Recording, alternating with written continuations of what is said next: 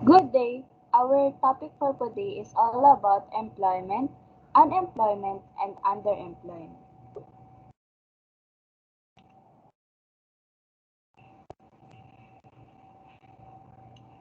First, let us talk about labor force. The labor force essentially captures all those people who are of work, who are working age and able willing to work. It is compromise all the fulfill the requirements for inclusion among the employed or unemployed. It is a number of people who are employed plus the unemployed, who are not included in the labor force. Those who have no job and are not looking for one are counted as not in a labor force. Many people who are not in a labor force are going to school or are retired. Next, employment. Employment are all labor resources that used to put people to work. Full employment brings with it the chance for inflation. It puts a high demand on goods and service. Unemployment. Unemployment exists when willing workers cannot find jobs.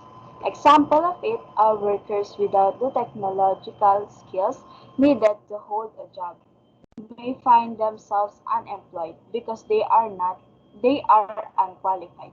Did you know that high un, high unemployment can adversely affect a nation because consumers reduce their purchase of goods? Underemployment occurs when person does not work full time or takes a job that does not reflect their actual training and financial needs, like their job doesn't use all their skills and education or provide less than full-time work. The example of it are when someone with a college degree may be tending bar or working as a call center.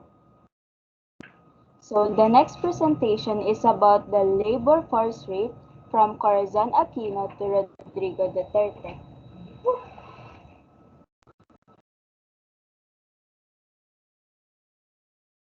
Maria Cuestosan Sumulo Conjagua, also known as Cory Aquino, was a Filipino politician who served as 11th President of the Philippines, becoming the first woman to hold that office in the year of February 1986 to June 1992. She was called the mother of democracy because of her support for the restoration of democracy in the Philippines. After the long dictatorship of Ferdinand Marcos, Aquino was the most prominent figure of the 1986 People Power Revolution, which ended the 20-year rule of President Ferdinand Marcos. Corazon Aquino, addressing the country labor force, she pointed out that the unemployment problem is staggering, despite the sincere attempts to address such as the government reference for labor-intensive techniques and an emergency employment program. We have barely made a dent on the problem. We call the attention of the Department of Public Works, Highways, and other infrastructure agencies to the role. They are expected to play in soaking up some of the unemployment by emphasizing labor-intensive methods in its infrastructure program. During her term from 1986 to 1992, President Corazon Aquino also utilized labor export to address unemployment source much needed foreign exchange. Deployed Filipino workers jumped from 378,214 in 1986 to 15,019 in 1991. Meanwhile, average of unemployment rate from 1985 to 1990 remained high at 10.46%.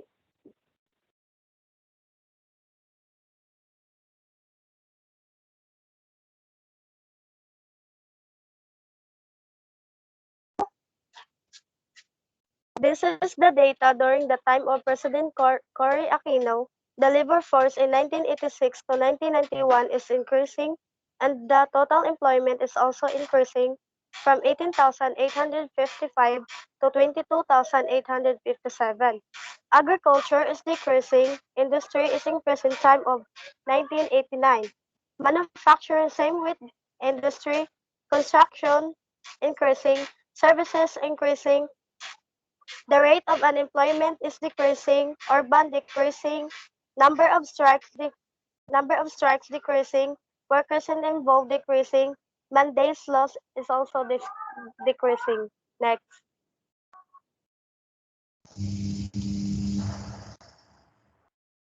The presidency of Fidel V. Ramos, also known as the Ramos administration, spanned for 6 years from June 30, 1992 to June 30, 1998. The first few years of his administration were characterized by economic boom, technological development, political stability, and efficient delivery of basic needs to the people. And here is the data of the following years from 1992 to 1996. The first one is unemployment rate. 1992, 7.4. 1993, 6.5%. 1994, 5.5%. 1995, 5.6%. 1996, 5.4%. And the highest unemployment rate is in 1992. And next is the GDP growth. The first one is 1992, 3.5%, 1993, 2.8%, 1994, 4.0%, 1995, 2.7%, 1996, 3.8%, and the highest GDP growth is in 1996. Lastly, the inflation rate. During 1992, the inflation rate is 2.9%, 1993, 2.7%, 1994, 2.7%, 1995, 2.5%, 1996, 3.3%, and the highest inflation rate is in the year 1996. During President Ramos' term, they encountered the eruption of Mount Pinatubo and departure of US bases in 1992, which leads to slow growth of economy. The slow growth of economy leads to some problems regarding unemployment and underemployment. By 1996, the country's GDP and GNP were growing at a rate of 7.2% and 5.2% respectively. That's all. Next.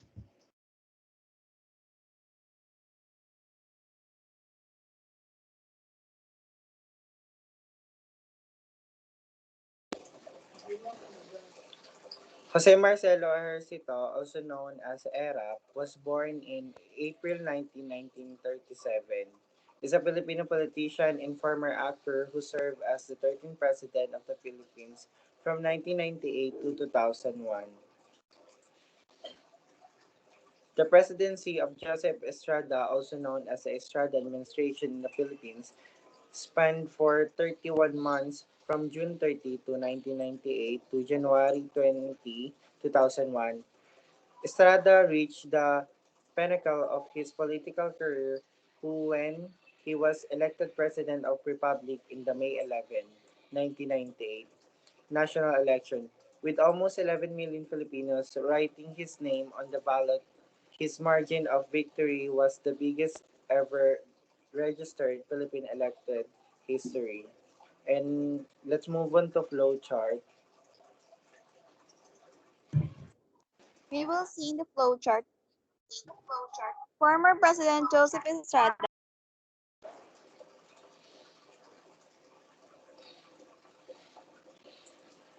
the total counting in the Philippines to have 15 years old and over. The highest is January 2000 have 48,941, and the lowest is April 1999 who have 48,024. The next is labor force. In the labor force, the highest is April 1999, which is 69.6%, and the lowest is January 2000, 65.1%. And next is employment rate. The employment in the Philippines who have highest is April 99 who have 29,492, and the lowest is January 1999 who have 28,368. The highest rate is July 1999 who have 91.6, and the lowest is April 1999, who have 88.2.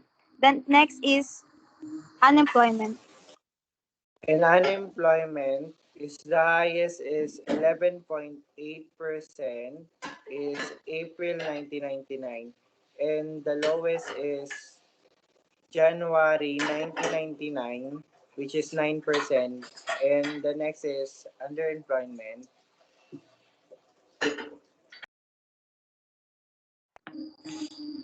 The underemployment in the Philippines who have highest is April 1999, who have 6,694, and the lowest is January 2000, who have 6,917. The highest rate is April 1999, who have 22.7, and the lowest is January 2000, who have 21.2. Next is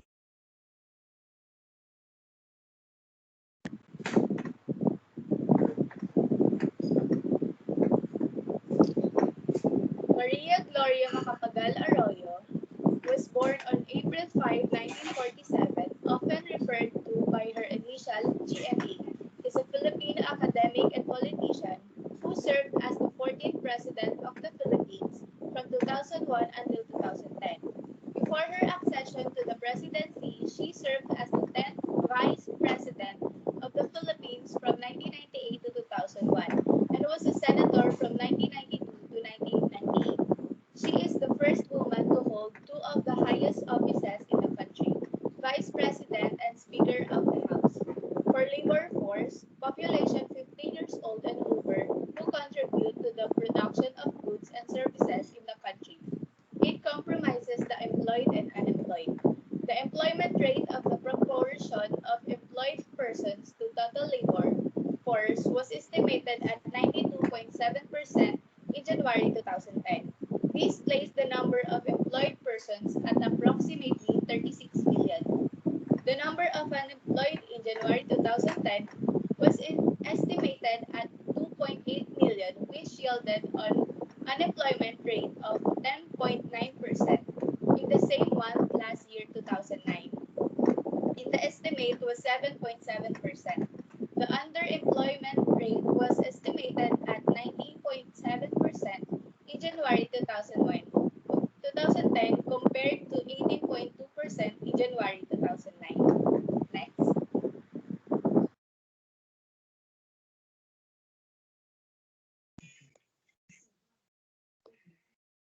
Benigno Simon Cuangco Aquino III, also known as Pinoy or Noynoy, is a Filipino politician who served as the 15th President of the Philippines from the year 2010 until the year 2016.